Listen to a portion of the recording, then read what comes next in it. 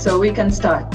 So just to introduce myself, I'm a senior consultant at EHL Advisory Services, and I'm in charge of education consulting and certification for Eastern Europe, Middle East, Africa, and also Latin America.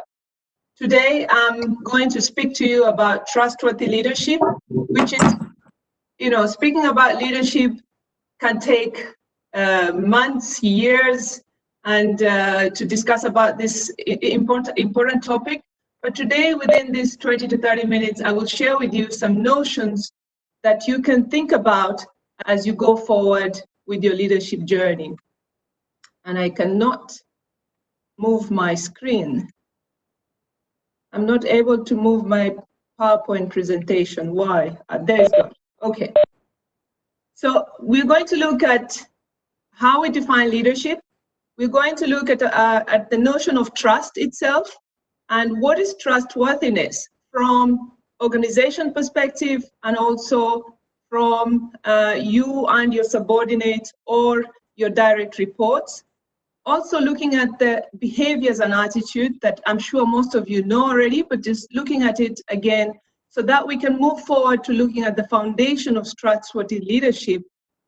And especially today, within situations and circumstances as we are in today, what is the cycle of leadership? So we know that when we talk about leadership, we talk about human behavior. The behavior is in the way in which one acts or conducts themselves, especially towards others. On the other hand, we know that we have attitude. We talk about attitudes. Attitudes is a settled way of thinking, of feeling about something. That's the reason why you will say this person has a good attitude, or you need to adapt a different attitude towards this. This is in the mind.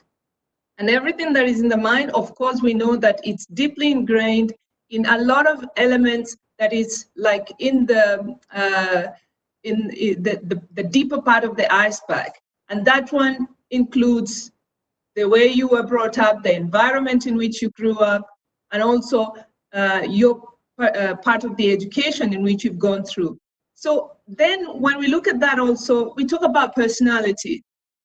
You all know that we are able to say this person has this type of personality or this type of personality. Normally we talk about introversion and extroversion, and that is what also helps us to define people.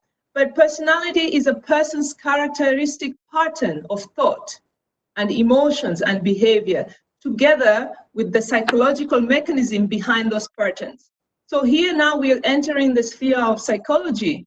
And also, this is, when we talk about personality, this is what is able to permit somebody to predict, to say, if I'm with this person in this situation, I am sure this person will react this and this way, because we know their personality. To move along, we know very well that we talk about, ladies and gentlemen, you'll excuse me, my computer was working and now it doesn't work. All right, it's moving again. Technology loses you when you need it best, huh? So when we talk about leadership again, there are several definitions about leadership. Allow me to share with you three definitions that I really like. The first one is by John Wayne Mullins. This one was in the German, in the American Coast Guard Army. And he says, leadership is the relationship through which one person influences the behavior of the other person. I would like you to underline a few words here. The first one being relationship. A relationship, you know very well, any relationship deals with emotions. So if we have a positive emotions, if when we interact together, we get a positive emotion or a negative emotion, that will influence me to behave in a certain way with you, or which is either positive or negative. I would like you to underline the word influence. We know very well in leadership, it's all about influence. How do you influence a person? For us to be able to influence one person, we need to do something that that person can see, yes, this is worthy of me to follow. And then I would like you to underline the word people, because in leadership, we are dealing with people. When we're dealing with people, we're dealing with diversity of cultures. We are dealing with diversities of personalities, of behavior. So how do we encompass that, you as a leader, to make sure that you're leading these people towards the direction you want them to go? The second the second definition that I really like is by Lao Tzu, who is a Chinese philosopher who lived during the 600 before Christ. And he says, a leader is best when people barely knows that he exists. When his work is done, his aim fulfilled, they say, we did it ourselves. A question to you all, when you're dealing with your people, how do they, when they finish a task, what do they say? We were told to do this, or we did it ourselves. So the role of a leader there is to give the people, to empower the people, so that when they finish with that task, they feel proud and they feel ownership of it. And the third one that I really like is by Colin Powell, who says, great leaders are almost always great simplifiers. Ladies and gentlemen, just underline the word simplifier. This means is a person who can cut through the argument, debate, and doubt to offer a solution everyone can understand. Are you a simplifier? Or when you give a task to people, people leave there completely confused. They don't know what to do. I have heard in my many years of working with people within our industry or in the hospitality or service industry, leaders or managers who say, did you understand what I say? I personally share with them to say, when you are dealing with people, make yourself understood. Because if you make yourself understood, number one, people will be even more motivated to do it better, to go the extra mile, and also they will feel accomplished because they are able to do it. So let's look at the definitions of trust. What do you understand by the word trust? We talk a lot about I trust this person, I trust this decision. What does this mean? Trust is the intention to accept vulnerability to a trustee based on positive experience of his or her actions. What does this mean?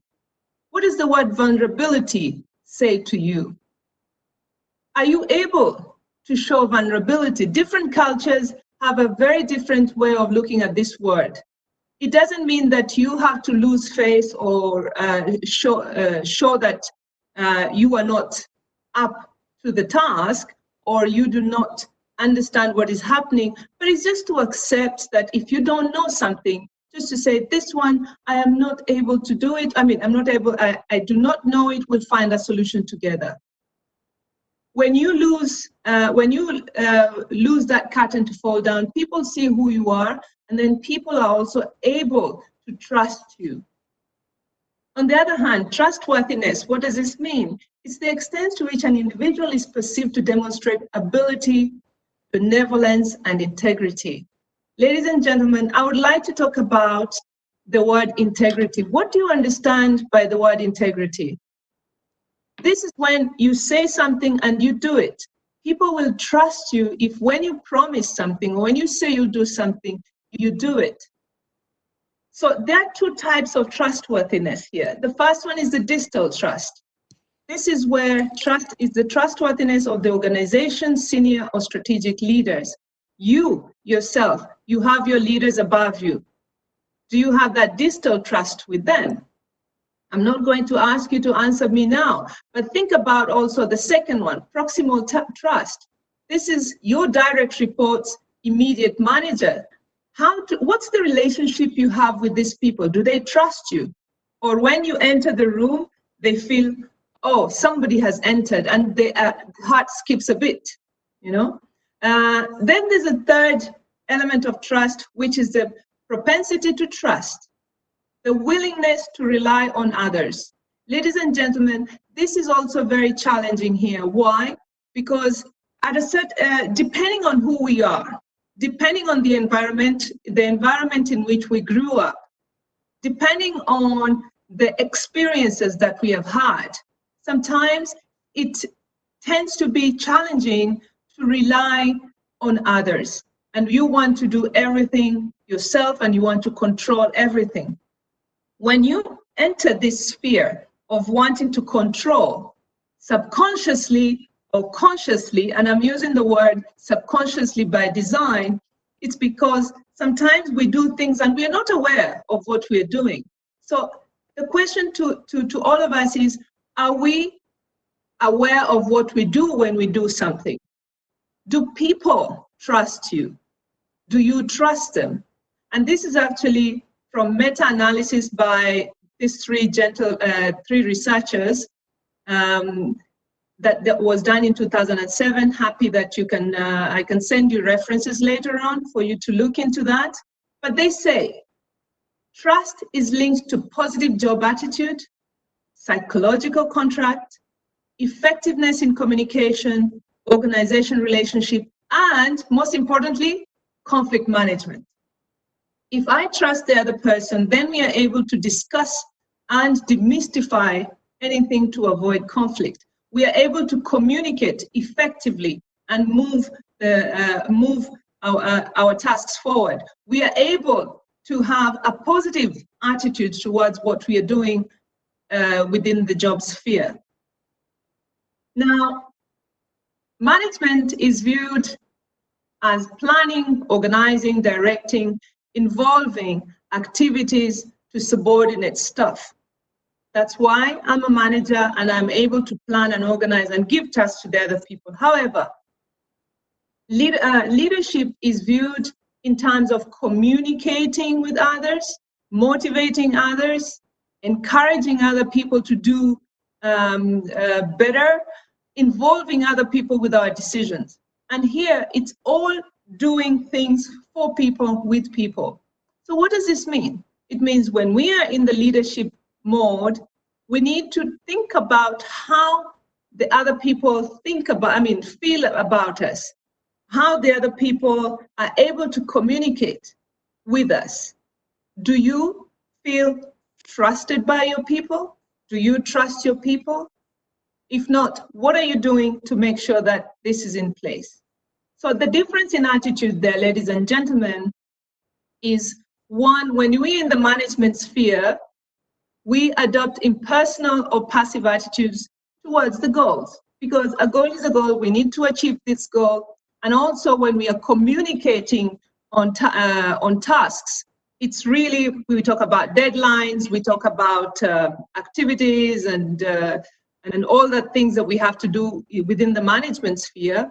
And also we share low level of emotional involvement, because it's just a task. But when we are in the leadership sphere, ladies and gentlemen, we adopt a more personal and more active, we are more active towards these goals, because we know that we need to really interact with this person so that they can do what we are supposed to do and achieve those goals. We also use positive communication, show gratitude to the other people. And when we say about gratitude, what do you understand by the word gratitude? This is simple things like just saying thank you. How often are we able to say thank you to the other person so that the other person can feel that they feel valued? Uniting the team, empowering the people, and developing others. I'd like to focus on this aspect of developing others. What do you understand by developing others? Is it training that takes a long time, or it could be through simple feedback? A feedback that is spontaneous, however, with chosen words that are positive, with positive communication. Even if something is wrong, I'm not saying that we should always say only good things. You can even say, you can even use positive communication to show things that are not working in order to make them work better. And also the attitude in leadership, it's that of empathy. having empathy with people, and giving attention to whatever events and actions mean. So when we talk about empathy, saying putting yourself in the other people's shoes. Do you know how this person works? You've given this person a task with a short deadline, but do you know what other things that this person is working on? All right, today we are all working from home. Let me use this good example. And we do need to do things, and we have short deadlines. But maybe, have you thought about if this person can do this task within this deadline because of the environment in which this person he or she is in? Therefore, when we take the leadership heart, we need to have empathy when we are dealing with people. We'll talk about that as we go along in the next slides. Here is to summarize the differences between management and leadership. When we are in the management sphere, we try to maintain processes, but a leader will develop those processes to make sure that at least it's adding value. We rely on control when we're in leadership's arena, in the management arena. When we're in the leadership arena, we inspire people. We strive to inspire people. When we're in the management sphere, we have the eye on the bottom line, whereby we're looking at results, we are looking at targets. But when we're in the leadership sphere, we need to have an eye on the horizon. So the two differences that we see here is a manager will do things right, while within the leadership sphere, you do the right things at the right time. So what do we do on a daily basis? We do a bit of, when we're in our tasks that we do, we have both management and leadership hats, and we need to have a balance between the two at all times. So here is where I bring in the element of trust, because if we need to manage people and we need to lead people, trust has to be, and it's really an essential ingredient for any success. So within the organization framework, ladies and gentlemen, of course, we have the strategy and the direction in which we're going. We have the structure and the culture, and then the relationships between people, departments, name it. However, in the heart of it, in the middle of it, we have leadership and people management. So I'm going to share with you a few elements of how we work towards a trustworthy leadership in order to have successful organizations.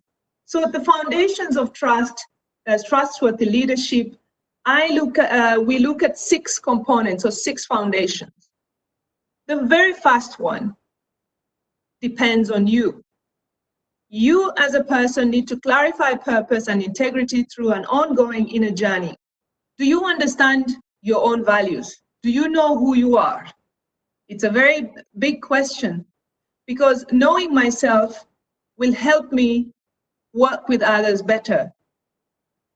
Understanding your own values will then help you to clarify your values, and also make sure you're guiding people towards the way you want things to be done. Number 2, we apply deep listening and honest through open questions, and questions with a purpose and integrity. Now, how good are you at using question techniques? And this is an open question to all of us. Use of question, you can get anything you want if you use the right, appropriate questions. Therefore, what I usually suggest here is to say, before, when we're conversing and communicating with people, we need to use active listening, whereby we ask questions to clarify meaning before giving the person our answer. Many a times, we'll see that many a times we're listening, but we already have an answer ready to give. Ladies and gentlemen, let's listen with a purpose and use question techniques to enhance trustworthy journey together. Then the third one is holding paradox and tension in the face of complexity and uncertainty. Today, we are faced with a lot of uncertainty.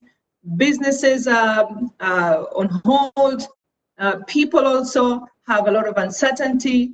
Therefore, we say, hold tension as a constructive force for meaningful change and strengthen people's capability to help them discover creative potential hidden within this daunting reality. What does this mean, ladies and gentlemen? You should see this as an opportunity to see how we can make things during these times of crisis. So are you aware which person feels, how this person feels at this time? What can he or she bring to the table in order to have a creative way of dealing with this situation? The next one is building trustworthy relationships within our communities or within our organizations. We always talk about developing the environment for trust. What does this mean? How does an environment of trust look like? An environment of trust is where people can speak, where people feel listened to, where people feel valued, where people also know that whatever they put on the table is going to be looked into. On the other hand, we also talk about appreciating the value of otherness. This goes without saying. However, it means welcoming and making space for diverse voices and perspective. This is really one of the main important organization learning and ways of trust building. So does each one of you in your organization feel valued? And that's a big question. I'm not asking you to answer me now, but start thinking about this. If you think about so-and-so, how does this person feel, especially in today's, with today's challenges? Do they feel like part of the group? Or now that everybody's working from home, some people have been forgotten. Huh? And number 6, growth through seasons of personal, professional, organization change. What we say is develop intentional processes to discover opportunities for change and renewal that lie hidden within the inevitable challenges that fit the arc of a career. Today, we have time to think. Today, we are emotionally present to look at what we can do in order to improve ourselves. As we speak, we do have some of the team members who are at home and do not have anything that they can do. This is a moment to share with them what can they do in order to grow themselves. Looking at what are some of the things that they could develop right now so that when business picks up, this can accelerate speed in order for them to act to add value and in a very speedy way. So my question to all of you is, have you thought about yourself, how you can grow? Have you thought about the other person, how that person can grow? Have you thought about how you listen, especially now during this time, in order to make sure that the other people feel valued and that you are developing an environment of trust despite not being together in the offices? So we talk about the virtual circle. I'm going to talk about when we are in the leadership journey, and especially developing trustworthy leadership. We talk about elements like honor. A few minutes ago, I talked to you about the foundations of trust, therefore inclusion being one of them. Engaging your followers, because we are dealing with people. When we're dealing with people, you need to engage with them. How do you share information? How do you develop others? And how do you move through times of uncertainty like today? The first one being the honor of leadership. Trustworthy leaders don't feel entitled to be where they are. They feel honored. What does this mean, ladies and gentlemen? Number 1, the foundation of honor has to do with humility. Humility being the rightful acknowledgement of one's own importance to the organization, along with acknowledging the others as being valuable team members of that organization. How do you do this? Number two, reciprocity. Achieved if employees' response are cared for, treated with respect, and considered thoughtfully. Reciprocity, I come from Africa. In Kenya, we say, when you give something, the other hand also expects something. Huh? I'm sure you do have something of the same in your cultures, but this is really a fundamental thing within human relationships. If you keep on giving and you don't receive back, naturally, the trust there will be hampered. Therefore, we need to be sure that if somebody gives something, we need to reciprocate. And reciprocating could be with simple things, as we said earlier, just a word of gratitude, like, thank you, I really appreciate this. This looks really good. Another thing is position awareness. Foundation of honor has to do with awareness of the power that comes from a hierarchical place, and that the one that is coming from being trustworthy. If I am trusted, if I trust you with whatever you tell me, with the information that you give me, with the directions you give me, then it doesn't matter what position you have. I have seen leaders who are in line, who are the line employees, people who are able to move masses during tough times. I give you an example. I was there was a time I was in a wedding, and the people in that wedding really drove the organizing team of the hotel really crazy, because every time they wanted something, and they stayed longer than the time needed. But there was one person within the events team who put everybody together to make sure that whatever they were doing, they did it without showing tiredness, without getting all this negative, these demands that were coming every minute from the client. So leaders can be found at every level. Look and see who is a leader who's helping you with your quest. Inclusion is the other one. We talk about genuine belief in values of others. Do your people feel valued and included? That's one question you should ask yourself. Actively seeking others' ideas. Within teams, how do you find solutions? Do you ask other people to give you solutions, and what do you do with them? During the brainstorming, how do you deal with the ideas that are coming from the brainstorming session? Are you open to other people's ideas? Trying new approaches to doing things? These are some questions that are put there for you. And people will feel included if the benefits are shared. These benefits could be simple incentives, profit sharing. And the question to you is, what are the perceived benefits by your people? Because we saw very well that if people trust you, then they will feel valued. Then also that gives them a positive attitude towards the job that they do. But they need to see something. I'm not going to say that you need to, it has to be only a monetary aspect. This benefit, you need to think about what benefits you can give to your people so that they feel included.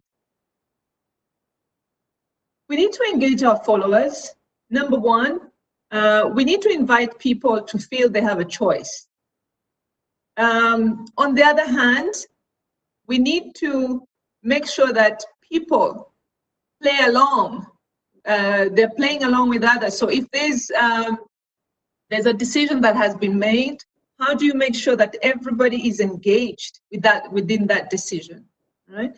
And then bonding with others. What kind of activities do you put together so that people get a bonding with each other? In some companies, it's after work drinks. Sometimes it's the coffee mornings, whereby we are not talking about job, or we're not talking about the work, but just bonding, finding the time to be together. And then also we know very well that actions speak louder than words. We say, if you, and that's part of also the integrity that we were talking earlier on. The best thing a leader can do for a great group is to allow its members to discover their greatness. This is by Sir Warren Bennis, who's one of the people I really respect in leadership. So how do you engage your followers to be able to trust you fully and follow you in your organization? And the other thing is about sharing information. We know very well that information is key, and we need to make sure that we promote understanding of what we want to share, or if we want to go to this direction, we need to inform them, why are we going to this direction? Simon Sinek always starts with the why. Why are we doing this? How do we do it? And what are we going to do about it? So promoting understanding is is the information easy to understand? How accessible is the information? And then the other thing is enhancing participation, ensuring that people have a mechanism to ask questions. Also, sharing information has to do with the atmosphere in which this information is shared. Are people allowed to ask questions? I have seen in meetings where the leader talks about the agenda and takes through the meeting, and at the end of the meeting, the questions are asked and there's no answer. We say, if there's no forum for exchanging ideas, then we need to relook at how we are communicating with the people. I always say it's important to know what the people feel. So get yourself acquainted to diverse ways of asking questions, or asking for opinions, or asking for comments, so that you can really engage with your people. And finally, extending that influence further. The most challenging yet most critical in developing trust is really extending that influence, so that it doesn't stop with just one person. This person is going to influence another person and another person in regards to what you had set in place. Do people feel that they can influence the outcome of a situation? Do they feel like valued members of the team to be able to, and are they empowered to be able to do things and move the goal forward?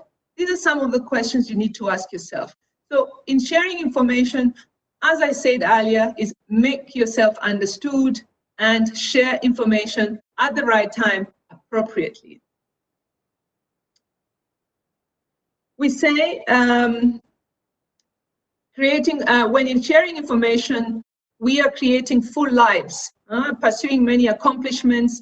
So what we do is we hire for attitude and train for skills, for example. So you can only do this if you yourself know exactly where you're going. And it starts already on the onboarding cycle. The people that you hire, do they have the right attitude to carry the goals forward? So when we look at Ken Blanchard, this is another person I respect a lot in the leadership sphere. He says, leadership is any time you seek to influence the thinking, behavior, or development of others. So ladies and gentlemen, I leave you with this quote. When sharing information also, we address risks. How comfortable are we to address risks? 5 ways every organization builds baseline of certainty is through your standard operating procedures, making decision-making models, designated decision makers, transparency, and clarity of mission, vision, and values. How clear is your mission, vision, and value? Is it understood by everybody? So we saw in the triangle at the beginning of the organization framework, we do have strategy and direction. Here we have the vision and the values of the company. Does everybody understand them? So also applying wisdom, which is the opposite of uncertainty. The opposite of uncertainty, is it certainty? It's opportunity. And this is Mr. Lamy Lehman who said it. So as we come to the end, ladies and gentlemen, and in conclusion, the success of any relationship relies on the ability to develop trust. Individual leaders within the institution, demonstrate trustworthiness, for people to follow them with certainty. So sharing information is very important. Clarifying your vision and mission is very important. The foundation of trustworthy leadership is in the ability for individuals to think their leadership styles, cultivate a new configuration of attitudes and abilities in order to keep pace with today's business and societal changes. And finally, trust is a key component of successful working relationships between leaders and followers. It will enable cooperation, encourage information sharing, and increase openness and mutual acceptance. Thank you very much. Thank you very much, Alexia. Your question, please, ladies and gentlemen. I have a few questions here first before they ask. I have 3 questions. The first one is, what is the biggest mistake leaders make when working with others? The second question is, what is the critical skills a leader can possess when working with others? And finally, what are the top 5 things that leaders often fail to do when working with others? Any ideas?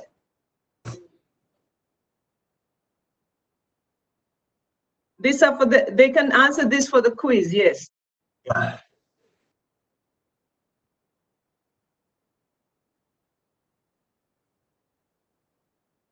Yes.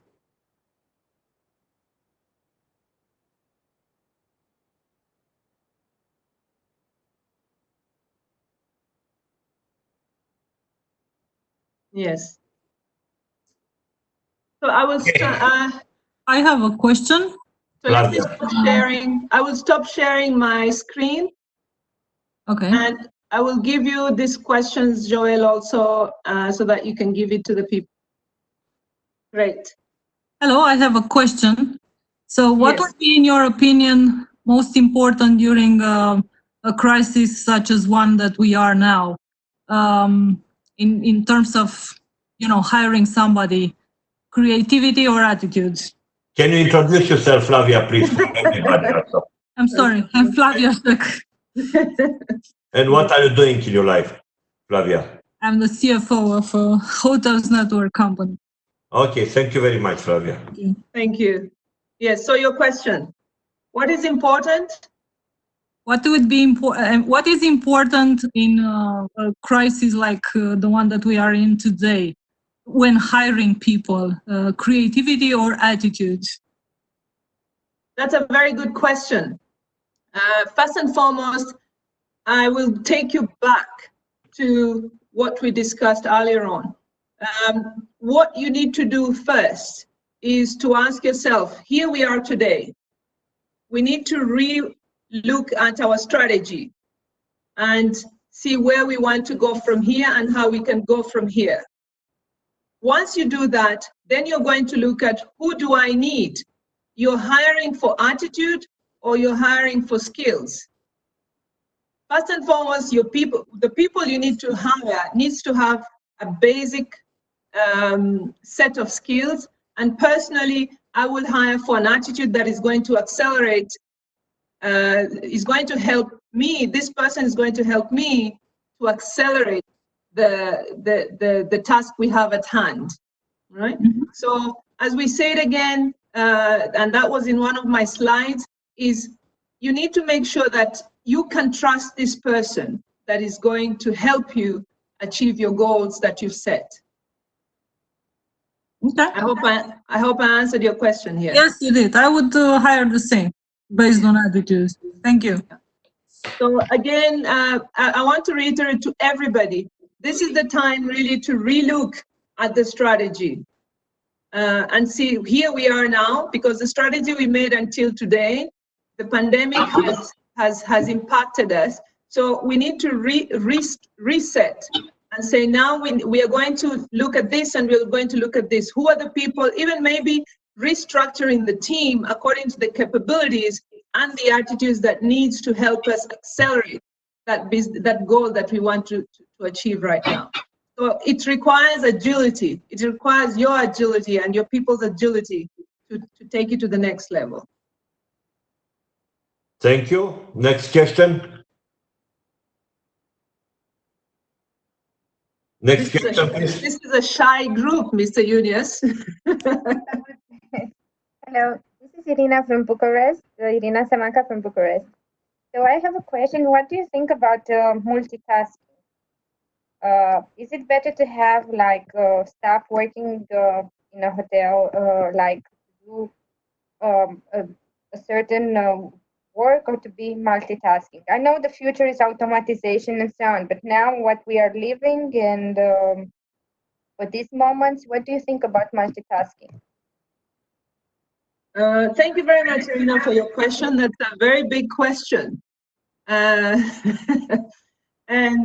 what do I think about multitasking? Multitasking of operation jobs, is if I understand you well, within your restructuring of, you are in a hotel, correct? Yes, correct. All right. So here again, as I mentioned earlier, we need to look at where are we going from this point. We have been impacted until now with this situation. So how do we go forward? How many people do I need that is going to, I'm going to need and I can afford to keep my business afloat? So these are the number of people I need for these positions. Who's the right person to do this, or who's the right person who can cover multiple tasks, all right? So again, it will all depend on your strategy that you're going to set at this point in time. If you can find somebody who can split himself or herself with between 2 or 3 tasks, why not? So again, I am here to encourage you to use be as creative as possible within your businesses and achieve the goals that you're going to set from now until when business picks up fully again. Did I answer your question? Yes, thank you. Thank you. Good. Thank you very much. Next question, please.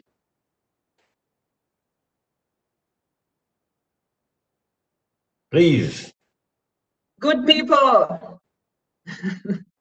Hey there. Hello. Hello. Yes, please. It's not working. It's working. We listen to you. Oh, good, great. This is Leah. So I have a question regarding your questions of earliest. I mean, those 3 questions what you have shared with us. Mm-hmm. I think that one of the biggest mistakes what we do in our job as leaders, managers, you know, we switch the roles sometimes or at the same time. I think that the biggest, at least in my opinion, is that we focus too much on the goals, and the way we communicate is not confusing people, but make a strange response of them. Sometimes they are not responding as we want. What we can do in that way, especially on those times when we need more than ever the resilience and the understanding of our times. Yeah, thank you very much. That's a very good question. You did point out on some of the things that we do subconsciously. When we are in the speed of business and working with jobs as usual, work as usual, sometimes we don't stop and look back to think, what am I doing right now? I encourage each one of you to really take the time to be active listeners. When somebody is doing something or saying something, take the time to really evaluate what this person is doing, what this person is saying, in order for you to be able to give them the right response, the response that's going to add value to this person's work or this person's emotional situation. So, and we know very well, Ken Blanchard says that a leader is the one who is able to give different strokes to different people. Correct. So you need also to know that you yourself are at a certain different stroke, and you're dealing with somebody who is in a completely different stroke. So take the time to stop, think, listen, then move to the next level. Right? I hope I answered you. Yes. That's a quiz, so I'm not going to give you the right answer because it's a quiz. Is a quiz, correct. And sometimes you know, after we deal with different situations, we just thought, okay, I could have done differently. Yeah. Yes. Yeah. And this is really the right time for each one of you to go back and start looking at how did I deal with this? How could I have done it better? And who is this person? What are the strengths and the weaknesses of this person? What are my strengths and the weaknesses? And when I'm going to deal with this person, what's the best way to deal with this person in order to move to the next direction together? And I'm talking about managing the top and managing below. So if you're in the sandwich situation, you have the top and you have the bottom. So this is actually a beautiful moment with a gift to think about your leadership role at this time. Indeed, indeed. Thank you, Alexia. Thank you. Thanks, you're welcome. Next question, please. Okay, yes, please. I have one question, one Anastasia here. If you were to offer one piece of advice right now to a hospitality industry leader that is facing all the changes and going through this crisis, what would be that advice? Wow, Oana, that's a big question for me. Thank you very much for that question. Thank you. I have taken the time to see what the other bigger hospitality leaders have been talking about. People from Hilton Hotel, and the biggest thing that they said first is to acknowledge that the challenge is here, and empathize with your people and your clients, and reach out to them with really a comforting message, first and foremost. So within leadership, we look at the people side, and then the decisions you're going to make in the development of all the strategies that you're going to do in order either to salvage the little share you have right now, while building for the next, when the business recovers. You need to work that with a lot of empathy, and you need to work it out with a lot of tact. So it's not only looking at it from strategic objectives also, but know that the people you're dealing with are also in an emotional distress. So don't forget that piece as well. So balance both between the objectives and the emotional side of the business. And that's really to summarize what all the big people have said. I saw the business leaders when they went to see the president in the United States on a round table to see, this is the problem we have, this is where we want to go forward, but we want to think about our people as well and our businesses, because businesses are going to shut down. But we want to make sure that we are together with the people, because the people make the difference. People make the difference. So don't forget about that. Thank you. And if you were to simplify one thing right now, what would you simplify as a leader, no matter the industry? A leader facing this challenge nowadays. If I were to simplify something, I would look at how I can simplify processes. And that's me as Alexia. And we have seen, look at this. Today, when we talk about people development, let me bring it back to people development. We usually look at it as something that we need to go in a room, we need to fly somewhere to do it. And we are seeing that today, if we use technology, we can do things with technology. And by the way, this is one of the challenges the leaders of tomorrow are going to, we are now faced. How are we going to use technology to help us work with our businesses? And we are trying to do as much as possible using whatever the technology we have, and that's why we are able to speak together. You in Romania, me sitting here in Lausanne. So I would simplify processes. Look at your SOPs. Look at how you deal with everything. I'm sure you've done strategic resilience with Andre Mark. I don't know if you're the same group. Yeah. Yes. So they're all related. Mm-hmm. Yeah. Thank you very much. You're welcome. Thanks, Iona. They can give the answer. Then I can give you the answers via PPT on the forum.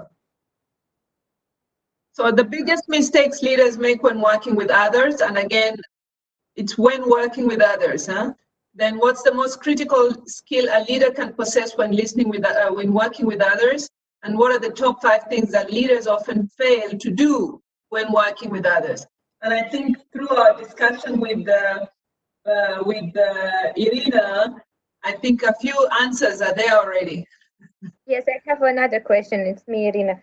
What do you do, but I don't know if it's exactly related, if there is an emotional and impulsive leader, can the leadership be changed of the people, or is it like education? Come again, I did not hear you. If there is an emotional and impossible leader. Yes. What do you mean? Please explain.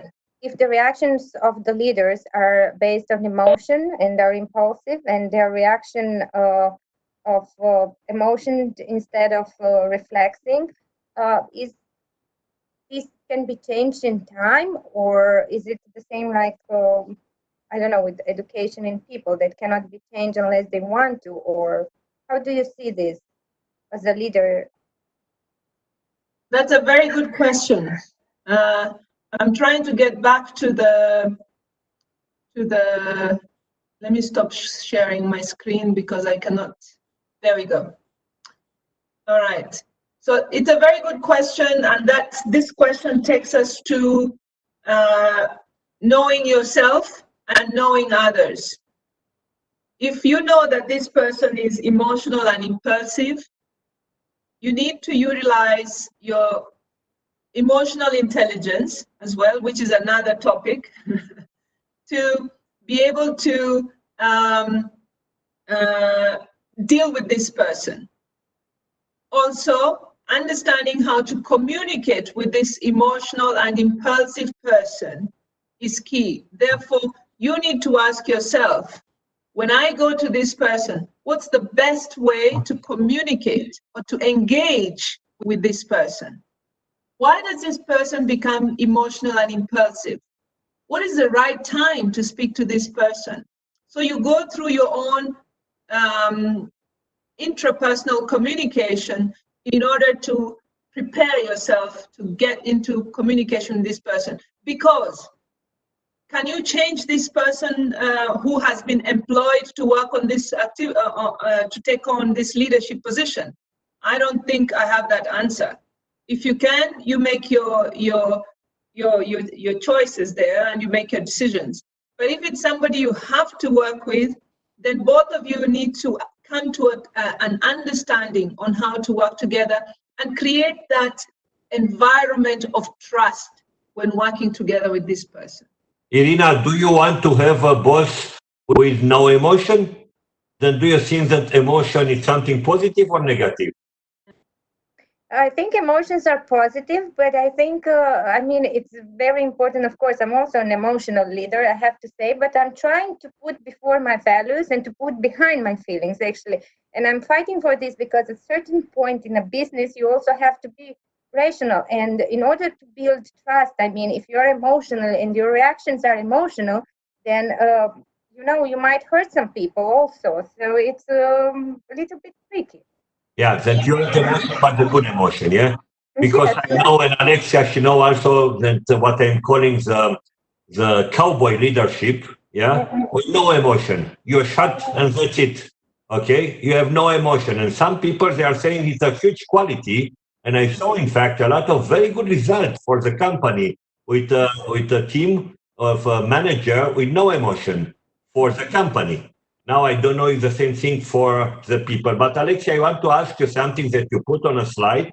You make the difference between manager and leaders.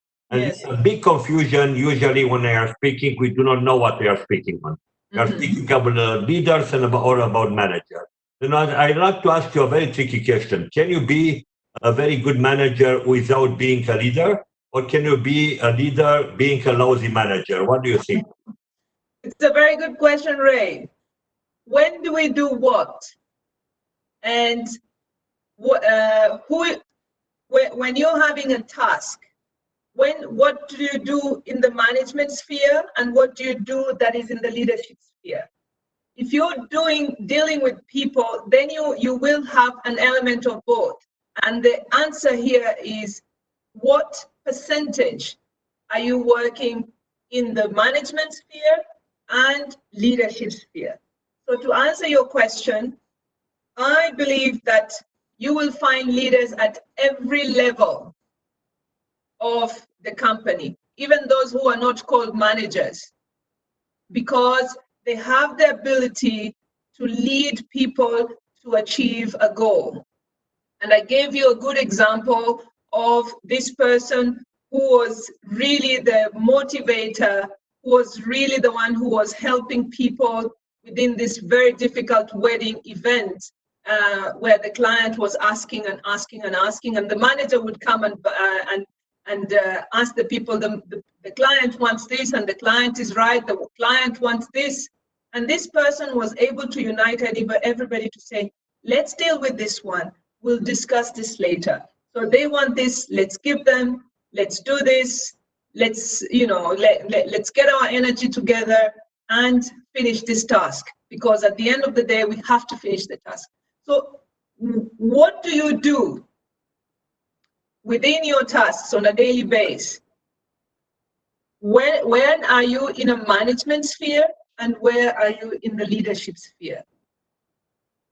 What's the balance of what you do in everything you do? I believe that you can do both at the same time, but you just need to know which stroke at what time. I hope I answered your question.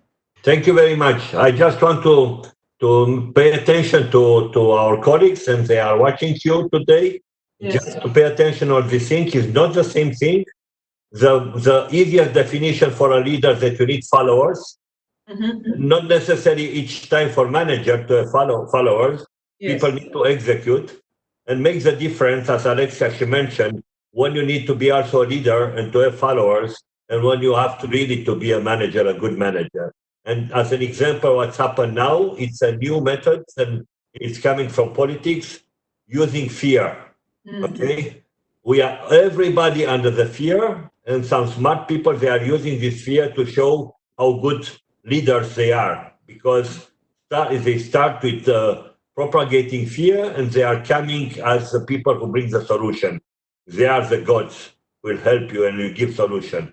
In fact, in the very moment that you are not under the fear, you understand better your moment and what can happen. Another last question, please. Yeah, last question. I want to ask about the... Okay, me too. Yes, sorry, I'm Ionuț. I want to ask you about the trust. If you are a leader and you will observe that your trust is not anymore on the same level, you will become a manager, or what it will be? What it will be your next step? That's an excellent question. Yeah. Even the manager needs to be trusted by people.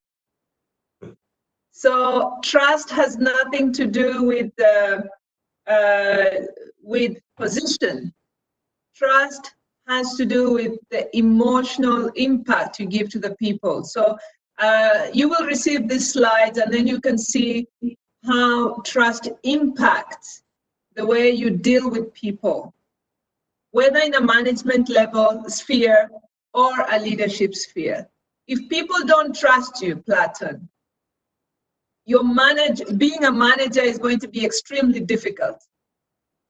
If people don't trust you, that leadership position you have is going to be extremely challenging to execute. So my question to you is, how do you know that people trust you? And that's the exercise you need to find within yourself. Through communication, through showing your vulnerability, as we saw earlier on, sharing with them your values, including them, sharing information, and most of it all, really caring about them, even when you're a manager. Did I answer your question, Platt? Yes, thank you very much. Okay, Yes. sorry, Alexia, it was the very last question. Somebody wants to ask a question at the same time in your notes, and we finish after. Please. I'm Mihaela. Thank you very much. Alexia, I have a question.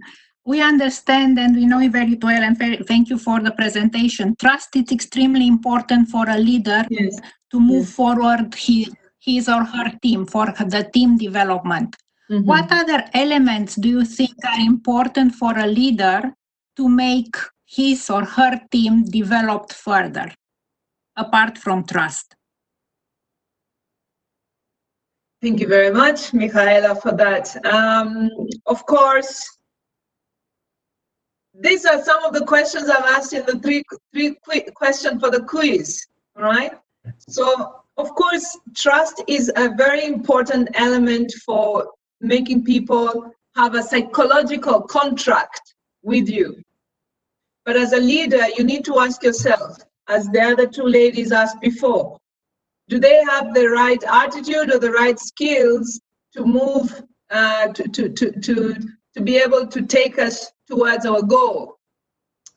Also, do I have the right combination of people with the right personalities that creates that embody that task that we have in place? So you as a leader, you need to really look at your strategy right now and say, I want to go here because of what is happening today. What are the people I need to take with me, and how should they be? So trust is what you need to trust them, but they need to be skilled. They need to have the right attitude. They need to have the right personality. Somebody talked about the right their emotion, or like this. Ray talked about the cowboy leadership. Maybe now you need cowboy leadership to be able to move things across, or maybe cowboy leadership is not the right strategy to take today. So you need to use your professional judgment, as I always say, to see what do I need in order to go to the next level from now on. Is it skills? Is it attitude? Is it people I can trust? Is it people with the specific skills to move us forward? So again, that becomes your prerogative. I hope I answered your question, Michaela. Yes, thank you very much. And then also you need to make sure that you are giving them the necessary development, people development, so that every day you know they can go to the next level as per your strategy.